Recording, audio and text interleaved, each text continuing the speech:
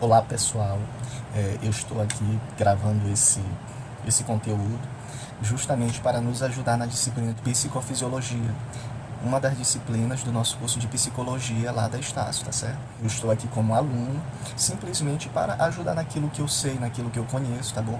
Um pequeno resumo do conteúdo que nós vamos ter lá no nosso crédito digital do aluno, tá certo? E esse conteúdo que eu vou estar trazendo aqui é justamente um resumo, tá? Uma síntese do que irá cair na nossa prova da AVD, que será presencial, tá certo? Então, o nosso crédito digital de psicofisiologia vai estar baseado no tema 2 daquele conteúdo digital, no tema 2 que é tratando acerca das bases neurobiológicas dos processos psicológicos básicos, tá? E mais precisamente está localizado no tema, ou seja, no módulo 2, do tema 2, o módulo 2 de neurobiologia do pensamento. Tá certo? Nós estaremos falando sobre a neurobiologia do pensamento. Então, vamos falar aqui basicamente como o pensamento ele se forma, como o pensamento ele se estrutura,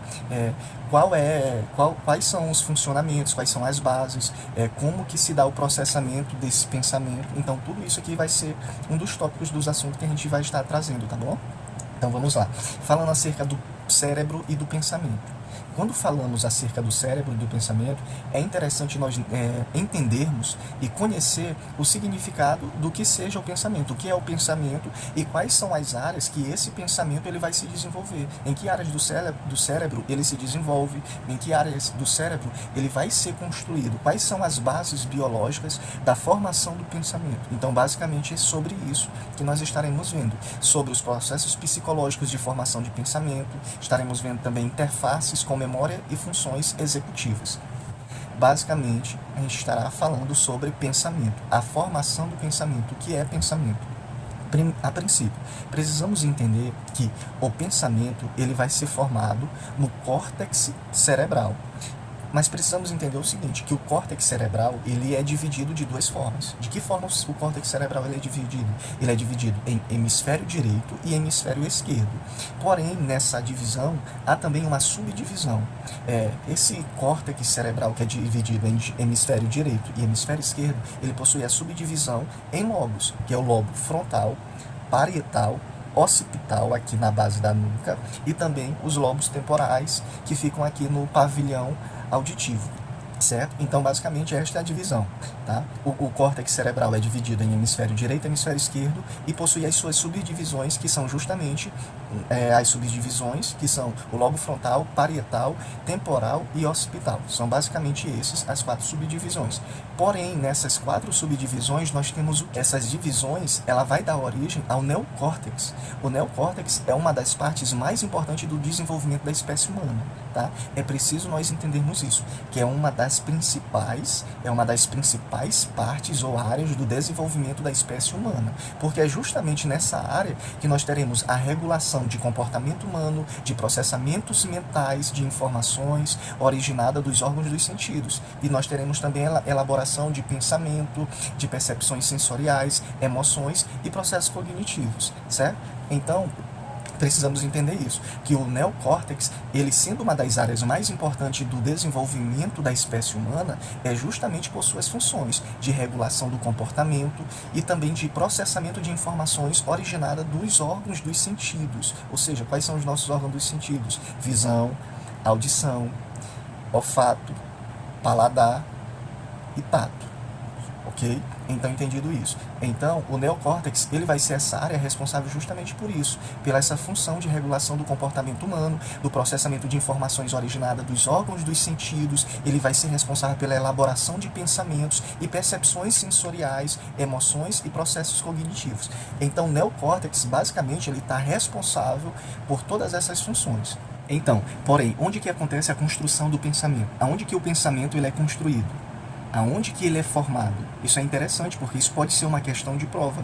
Ou seja, a construção do pensamento, ele se dá e ele ocorre e acontece justamente no neocórtex do lobo frontal.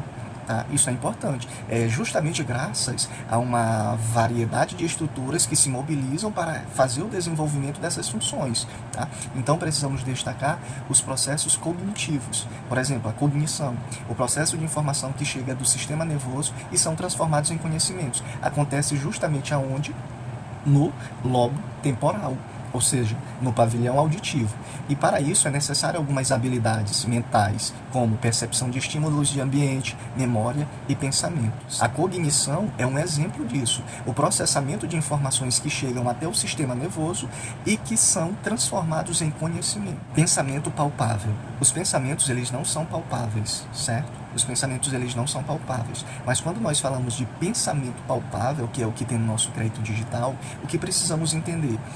Os pensamentos palpáveis, eles são de bases neurobiológicas, ou seja, eles são de bases físicas ancoradas em atividades neuronal, ou seja, elas necessitam de uma intervenção de atividades sinápticas. De uma forma geral e resumida, podemos dizer que pensamento palpável é nada mais, nada menos do que uma cadeia de neurônios que exercem e que se ligam através de conexões sinápticas, certo? Pensamento palpável é isso. Se cair lá na prova, se cair lá alguma questão perguntando ou falando acerca de pensamento palpável, é nada mais do que uma cadeia de neurônios que realizam conexões sinápticas. Isso são pensamentos. Pensamentos são uma cadeia de neurônios que realizam conexão sináptica. E que quando nós falamos acerca de pensamento palpável, quando falamos acerca dessa cadeia de neurônios que se ligam através de conexões sinápticas, precisamos entender que esse pensamento palpável, que possui bases e atividades físicas neuronal,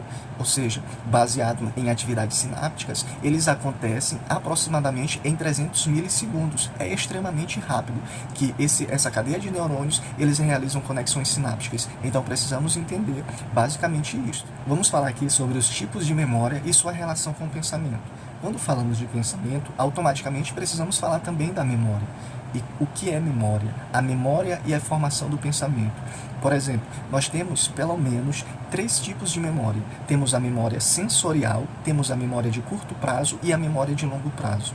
Certo? A memória sensorial é aquela que retém as informações através dos órgãos dos sentidos, como a gente já viu. A memória sensorial é aquela que tem relação com os órgãos dos nossos sentidos. A memória sensorial, ela retém informação dos órgãos dos sentidos. Quais são os órgãos dos sentidos? Novamente, visão, audição, olfato, paladar e tato. Ou seja, são através desses órgãos dos sentidos que a nossa memória sensorial ela retém as informações. A memória de curto prazo, ela também é chamada de memória de trabalho ou memória operacional.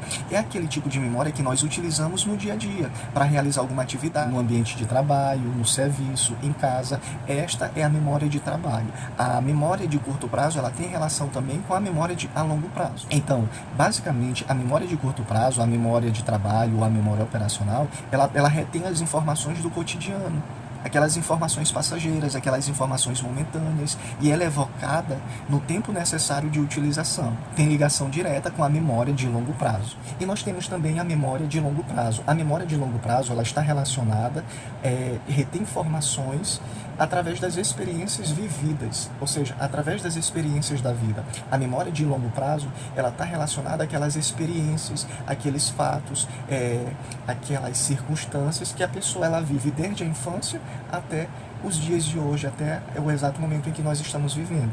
Isso está relacionado à memória de longo prazo. A memória de longo prazo, ela é baseada nas experiências da vida, dos fatos importantes e marcantes desde a infância até os dias atuais. E o que determina uma memória de longo prazo? O que vai determinar se uma memória ela é de longo prazo ou de curto prazo? O que vai determinar? Se cai, por exemplo, na nossa prova, o que determina a memória de longo prazo? O que vai determinar uma memória ela ser de longo prazo é a importância e o valor que damos a ela. Quanto mais importante aquela informação, mais facilmente ela será retida, ela será guardada na memória de longo prazo. Geralmente um fato marcante, geralmente uma conquista, geralmente um episódio, geralmente alguma situação, alguma circunstância, algum fato que nos marca. Então isso determinará se uma memória ela será de longo ou de curto prazo, tá certo? Então é importante ressaltarmos isso. Ainda nós temos também, com base no nosso conteúdo, memória declarativa e memória não declarativa. O que é a memória declarativa? A memória declarativa ela tem relação com a memória de longo prazo.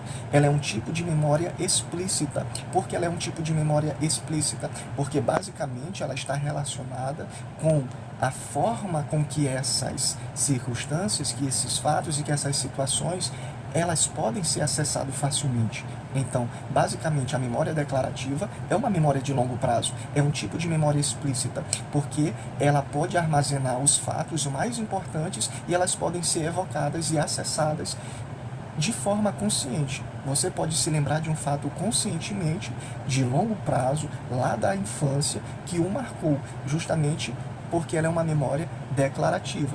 Então, a memória declarativa, repetindo, é uma memória de longo prazo, é um tipo de memória explícita e que ela pode ser evocada, ela pode ser acessada conscientemente a qualquer momento, a qualquer hora, por cada um de nós.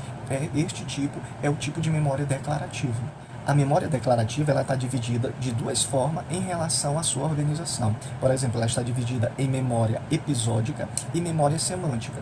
O que é uma memória episódica? Uma memória episódica, ela permite armazenar fatos pontuais.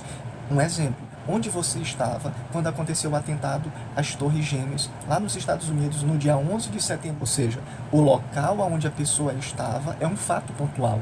No dia do atentado às Torres Gêmeas, no 11 de setembro, você ou qualquer outra pessoa poderia estar no serviço, poderia estar em casa, poderia estar na rua, poderia estar na feira, poderia estar viajando. Vocês estão entendendo? Se refere a um fato pontual, um local pontual onde a pessoa estava. Se refere a fatos pontuais em que a pessoa viveu e que a pessoa estava e que a pessoa se encontrava. Porém, temos a memória declarativa semântica. Essa semântica, ela se refere à retenção da informação. Por exemplo, nós sabemos que no dia 11 de setembro de 2001 houve um atentado às Torres Gêmeas, ou seja, é a informação do fato, é a informação do ocorrido, do acontecimento. E por fim nós temos a memória não declarativa. Enquanto a memória declarativa, ela acessa e retém informações conscientemente, a memória não declarativa, ela permite armazenar eventos procedimentais e acessados de forma inconscientemente. Por exemplo, a pessoa que ela entra no autoescola para tirar sua habilitação. Lá na autoescola ela vai aprender as leis de trânsito, ela vai aprender todo o conteúdo teórico das placas, das sinalizações. Quando ela for para a aula prática, ela vai aprender a passar uma marcha, ela vai aprender a puxar o freio de mão, ela vai aprender a regular o cinto, a regular o retrovisor, ela vai prestar atenção no pedestre, ela vai prestar atenção na hora de fazer uma curva. Ou seja, são vários fatos que a pessoa ela tem que aprender quando ela entra na autoescola. Porém, quando ela já é uma pessoa habilitada, que ela foi aprovada, ela, quando tiver no trânsito, devido à sua prática ao longo do tempo, ela já vai fazer todas aquelas atividades de forma inconsciente. Ela vai passar uma marcha, ela vai pegar uma direção, ela vai realizando os eventos procedimentais de forma inconsciente. Ou seja, fica basicamente que automatizado as suas atividades, as execuções e as suas ações. Isso é um tipo de memória não declarativa, que ela permite armazenar eventos procedimentais e pode ser acessado de forma inconsciente. Interação entre indivíduo e o ambiente percebido. Quando falamos de pensamento e percepção, precisamos entender como o pensamento se forma, como o pensamento se desenvolve, como o pensamento se constrói.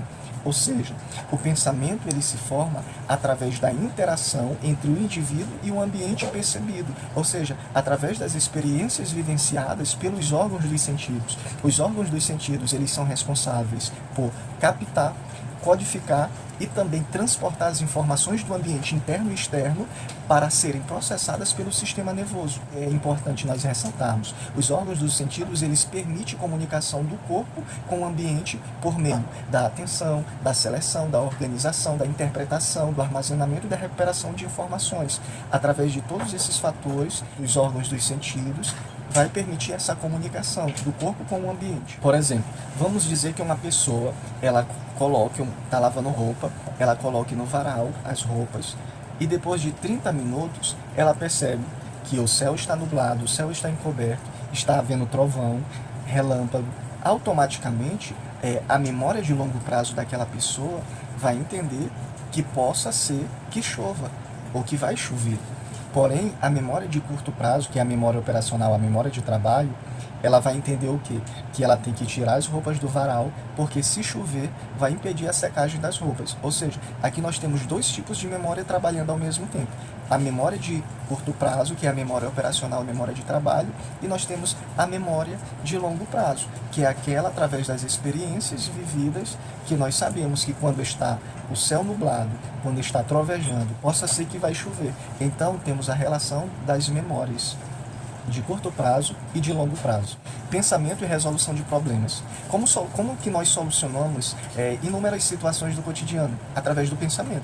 É através do pensamento que nós chegamos a resolver as demandas do dia a dia. Os pensamentos, eles são nada mais, nada menos do que interconexões de memória. Para resolvermos e solucionarmos os problemas cotidianos, nós utilizamos interconexões entre memórias formadas através das experiências de vida.